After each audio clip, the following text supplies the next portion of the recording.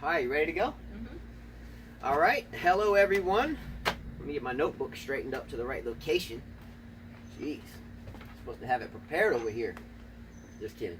All right, so it is August the 10th, and this is show number 63. Woo! Big 63, more like 126 because they usually go two parts, but show 63. Good morning, good afternoon, good evening, as always, depending upon where you may be located. And I know we have viewers spanning the globe, so good morning, good afternoon, and good evening to everyone. As always, a big thank you to everyone out there, because if it's not for you, then we really don't do this. Well, per se, given video it and download it and discuss it, we would do it on our own, but we have found a joy to do this with you. So here we are at our 63rd show with a 63rd thank you to all of you that provide us with so many great topics, so many great debates, so many corrections where we have flawed ideas and so much more. So standing ovation. Thanks to all you guys, man. I appreciate that.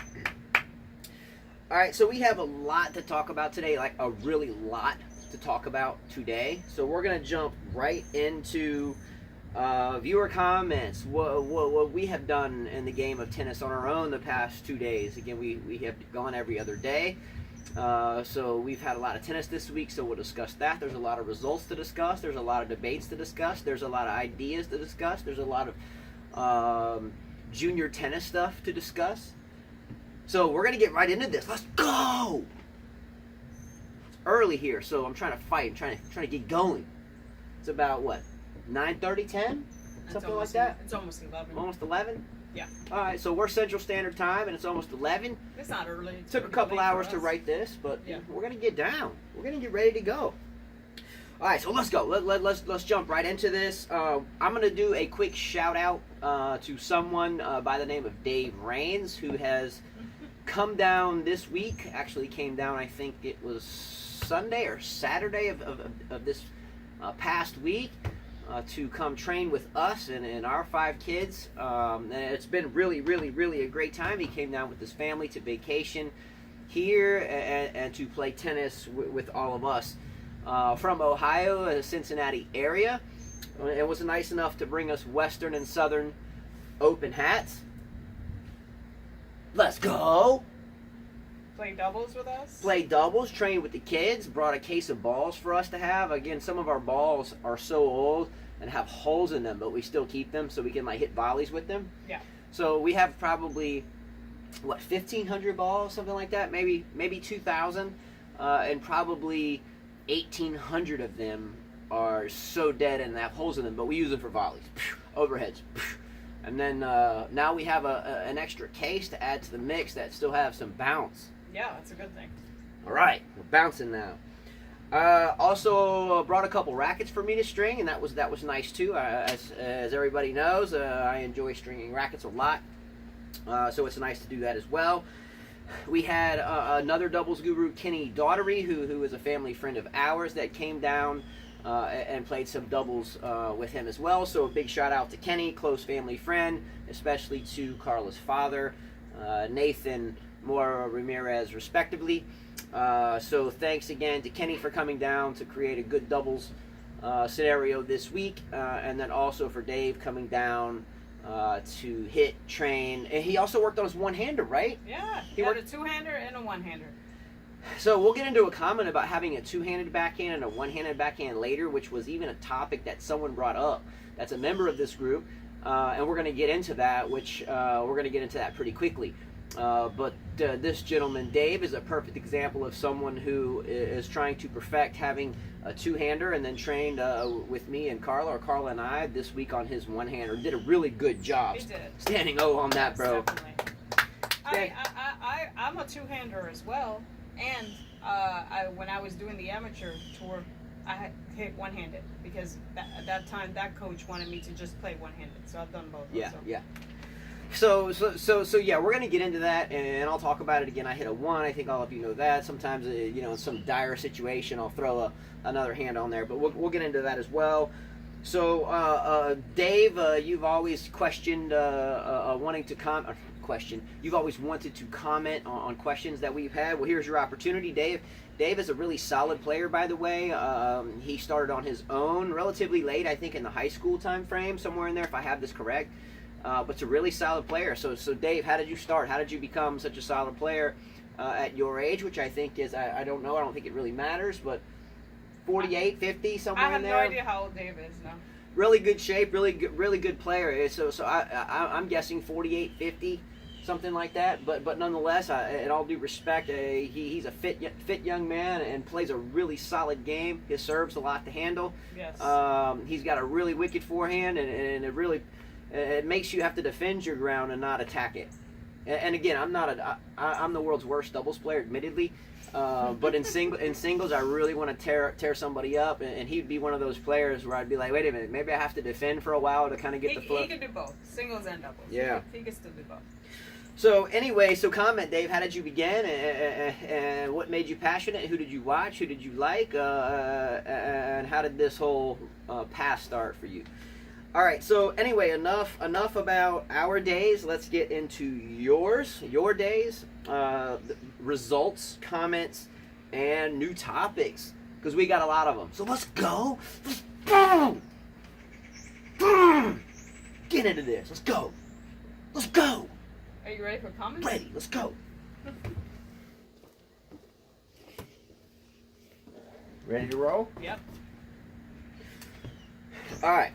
So comment number 1, and again, I was just checking the proverbial camera that sometimes fizzles away, and then we're left talking for 20 minutes, ultimately to have to start over. We're good. All right, so comment number 1, 2, and 3 came in boom, boom, boom, right at the same time. And again, a quick reminder of how we get these comments in the first place is we go from the last part 1 and 2 of each respective show, sometimes part 1, but generally 2. And the first comment that comes in, we start to log it down, and then we go through each one until the last one, and then we get to results, and then some further topics, and see what happens. Right. All right, so the first 3 comments, boom, boom, boom, at the same time. Happy birthday. And a video from Djokovic singing happy birthday. Thank you, Rajesh, Stimpy, and AJ Malfoy. They came in all at the same time to say happy birthday. And there's a few more that said it after. Well, I enjoyed my birthday. I had a great birthday. Thank you. You all right over there? Yeah. You're a little slow today. Yeah, I am. What's up with that? It's called working a lot. She seems a little off today. She seems a little slow, reserved or something. I am? You better do something over there. I'm not reserved. Let's go. I'll get there. Come on. Let's go. Come on. Get down. Let's roll. Got a second wheel over here today. It feels like I'm like riding in a car with a flat tire. I'm fine. Let's go. Come on. All right. Anyway, I'm just kidding, but not really. Let's get her motivated. Come on. Okay, give her some comments or something. Let's go. Okay, come on, let's go. All right, here we go. Next comment. See, you got to get her frustrated. Once you get her frustrated, Jeez, Justin, go. That's what I'm talking about. Now we got her on deck. All right.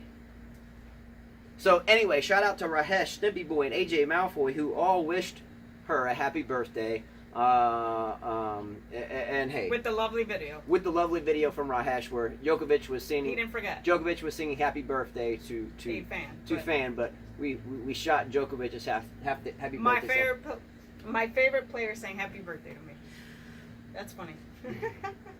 All right, so hey, thank you for the happy birthday wishes. Again, when you have a mom of 5 kids who sometimes is dragging a little bit, sometimes to get comments and get you going. Well, we played a lot of tennis, a lot of doubles yesterday.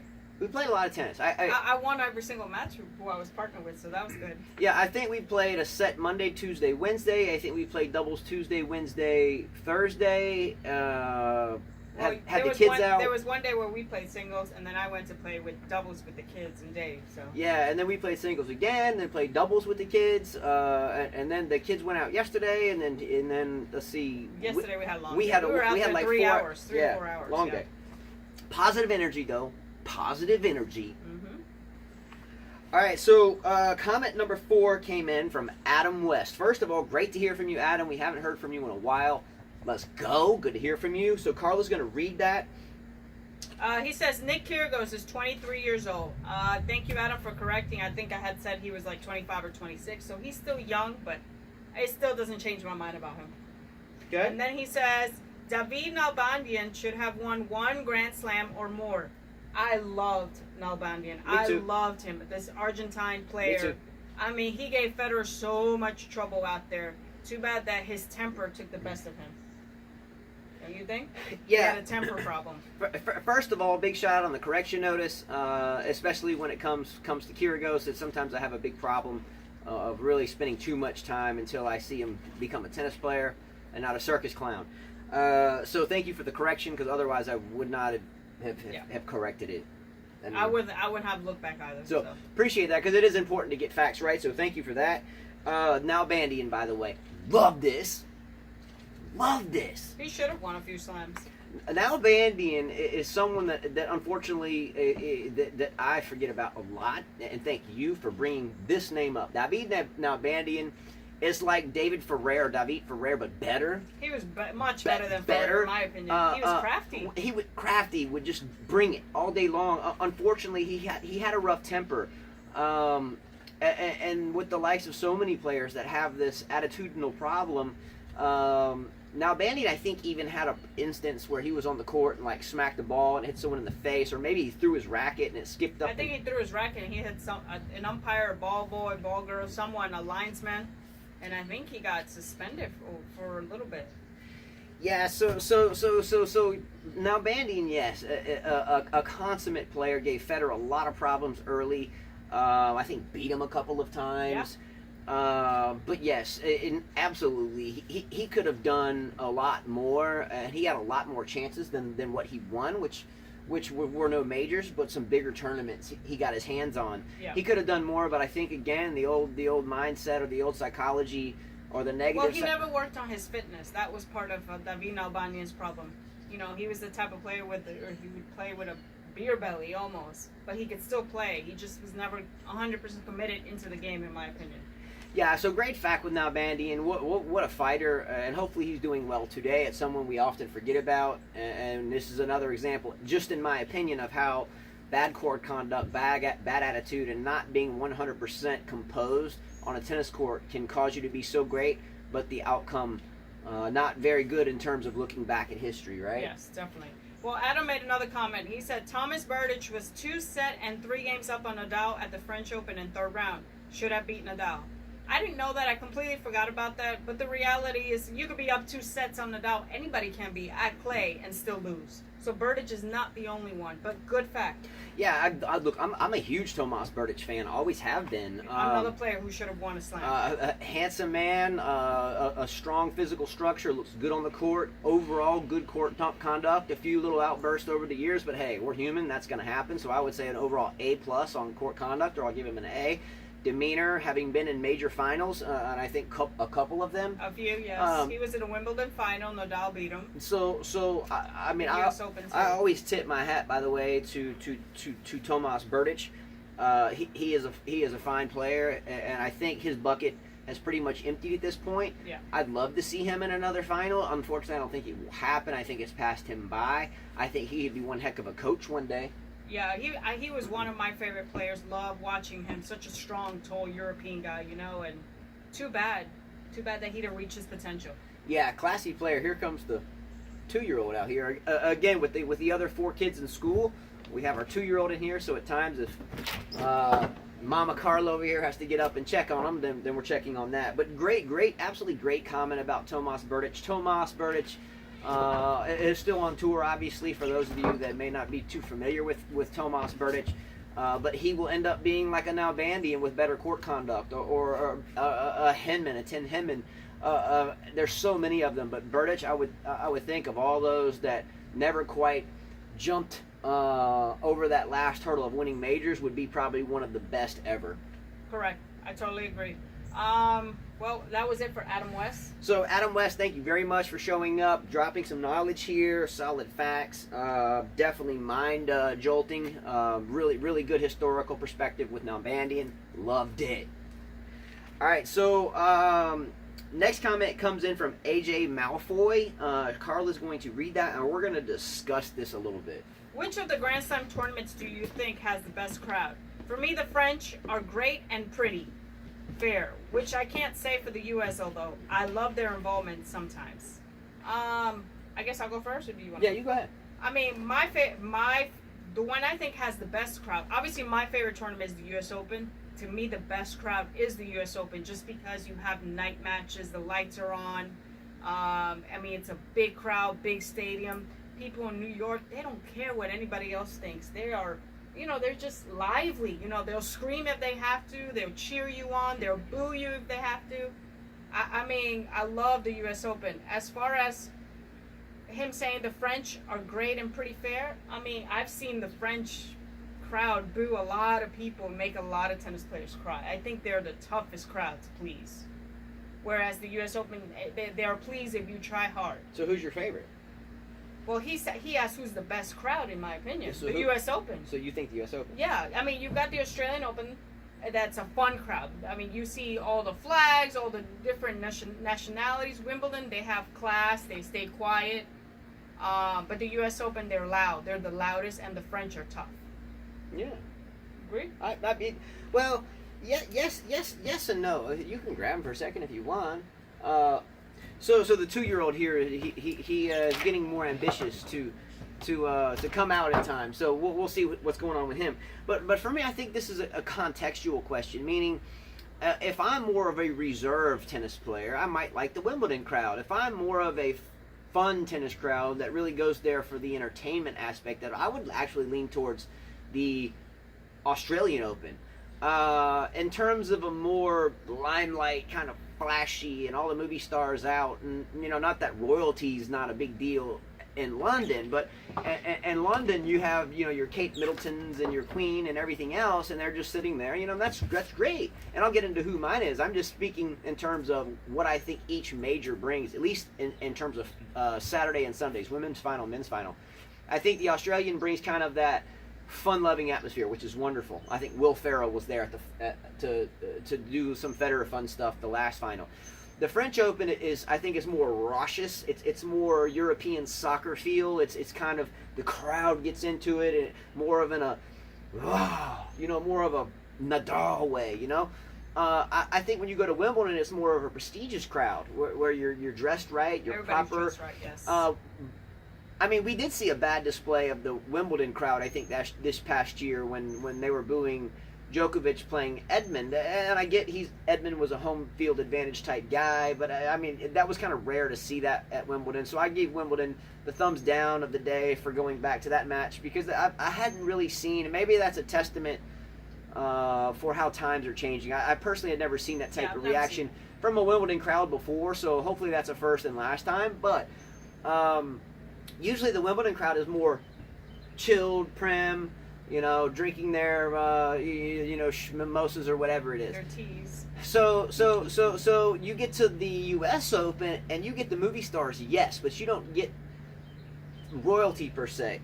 No, you get the rock stars. You get the rappers and the rock stars, and you get the actors, the De Niros. I think politicians you get also. Yeah, like when I was there in 2007, I know what's the guy's name that's been in so many movies? Not Pacino, the other one, De Niro. He was there. I mean, I think Beckham was there, soccer player. Not that I cared two squats about it. You see a lot. You see George Clooney, Brad. You see all of them because it's New York. It's easier for them to go there. Yeah, so it's more of the I'm not going to say party scene, but I'm going to say the casual scene that kind of caters to a metaphor to like a high-end NBA basketball game. I mean, it's Spike Lee might be there, Jay-Z might be there, Beyonce might be, whatever. So I think it depends on who you are as a fan to who has the best crowd. In her opinion, she thinks the best crowd is the U.S. Open. I personally think the best crowd is Wimbledon, only because it's been my dream as a boy to go there, 1, to qualify there, 2, or even have a chance to play a first-round match on an outer court, and simply to touch the net and the grass on center court. So that would be my dream to play there, and I think it was always her dream to play at the U.S. Open. Well, I trained there. I got to go there a lot. Every weekend I was there. But going back to the French Open, also the French, if you win the finals, they respect you a lot more if you speak their language. They like that a lot. So a lot of these players who actually win, even Nadal learned French and a bit of French. Serena did too before they started booing her with Henin. But they learned, they love that. But that doesn't really make too much terrible amount of sense, because the Australian Open's in Australia, the main language is English. The U.S. Open is here, English, and then the Wimbledon is I know, in but London, what I'm and it's saying English. is So that they get bonus. relevant. You get bonus points if you learn. If you can say a little bit, they like it. They really do. I've heard commentators say this. I mean, it shows the intent to learn, and I think that's great. And I think in tennis we should all learn. It's a global language, right? Let's speak every language. Great, let's go. So lastly, in that same topic, and AJ Malfoy, big time comment, big time topic. Love this one. Let's not forget about the Davis Cup crowd, though. Davis Cup, and I had the chance to go to a couple of Davis Cup matches on the men's side and on the women's side. And the crowd is much more soccer or football, whichever you call American soccer or European football. The crowd is much more football feeling. It's got a lot more energy and and chanting and so forth. So I like the Davis Cup crowd too. But I think overall this question is contextual. Whatever tournament you like is probably the tournament crowd in which you will like as well. All right. So comment number 6. I'm going to check time right here because this comment comes from Furzy09. By the way, AJ Malfoy goes up for comment of the day because it started this whole debate with Carl and I, and that's important. So that's a mind boggler. But Furzy09 comes in with some heavy hitting stuff, and I think it might take 10-15 minutes to discuss his comments. I don't know. Maybe not, but I'm going to check the time real quick, and I may stop part 1 here, and then jump into Furzy09's comment, immediately jumping into part 2. I'm just going to check. So we are at 21 minutes. We can do I think we can get this in 21 minutes, or in 10 minutes. So Furzy09 has a comment, and go ahead and read the first part of his comment. It has to do, Carl and I were talking about the serve on the last video, and I mentioned to you guys that Carla dragged her foot. She gets set for a serve, okay, and instead of staying set, going up and hitting the ball, she throws the ball up and drags the foot and then goes. So I made a comment that I was not a proponent of dragging the foot, and she does. And Furzy09 came in with a comment. Jeff Salstein recommends the quote platform serve, not the foot dragging serve. But most people drag their foot. I drag my foot to serve, and I've seen many other professional players do it. The reason I do it is because I can't quite sit there, serve, and jump up. For me, I have to drag and push myself to jump up. I feel like it gives me more power, more pop on my serve. I can get higher if I do that. Plus, it gives me time to think about what I'm going to do. All right, so she's a foot dragger. She has always dragged her foot. When my father first met her, which was a long time ago, he was watching her play doubles with her brother at a tournament in Mobile, Alabama. The first thing he said to me, before he even met her, he shook her hand. She was on the court, and he walks up to watch the match, and she's on the court. He looks at me and says, "Why is she dragging her foot?" I don't think there's anything wrong with No. foot. There's nothing wrong. And it's comfortable for me. I find it more comfortable. So I think why people drag their foot is because I think they can get there, and some people jump higher, and I don't even jump when I serve. I just knee bend and go up. But I think some people tend to think they have to jump a little bit, and when they drag that foot, I think it's easier for them to gain momentum and a little bit of extra power. I think, but the problem I have with it is that it adds too much to the motion. For me, coaching a service should be simple. Not an exaggerated downswing, comes down slowly, begins to come up slowly, and then once the ball is tossed, you're going. So I think when you drag the foot, it adds an extra dynamic into the service motion that can lead to inconsistencies. So when I get down to serve, if for some reason I attempt to serve and drag my foot, it almost creates like a lunge for me. So if I'm getting set and I'm going up and I drag my foot, I think it opens up unnecessary opportunity for me to stumble, to football, to add some extra funk into my motion that, for me personally, I like to have overall simple. I think it's an extra dynamic for unneeded effect. I mean, I don't double fault as much though. Well, but you've always dragged your foot, so that would just mean that you've been practicing more, which is true. It's something I mean, no one's really corrected that in my game. The dragging the foot. None of the coaches I had ever said, "Oh, you should." I think sometimes, yeah, you can do things by textbook, but you can't. And then every tennis player would be the same. You have to do what feels comfortable for any stroke, a forehand, a backhand. You know, you add your own little. So is it the same dynamical question that we would have hitting a forehand open or closed? Meaning, for those that you don't know, if I hit a forehand open, my legs, if I'm driving through the ball here, my legs are open at this point. If I'm closed, my feet are here. So is it the same dynamic hitting a closed forehand and then hitting an open forehand? Is it the same dynamic? Is a foot drag an open forehand versus a closed? Debate about it. The closed forehand was back in the days. Open forehand is the new thing now. Well, if I'm hitting down the line, the last thing I want to do is hit open. That's me personally. I can hit it down the line with an open stance, no problem. Well, me too, but it creates that whole shot where your hand's flying around your head. Not for me. Anyway, it's debatable. That's why we brought this topic up, and that's why I wanted to spend a lot of time on Furzio9's comments, because that's just part one of his mind. Who's to tell we gotta watch time. Nadal that his forehand that he hits late is wrong. It's what he does. It's what he's used to. I've seen so many different forehands, ugly serves. I've seen people start from here. I've seen people do the whole motion. See, look, hold on, time out. I knew this Furzio9 comment would get long. You said to push it through. We spent 7 minutes and we only got to 1/3 of his comment.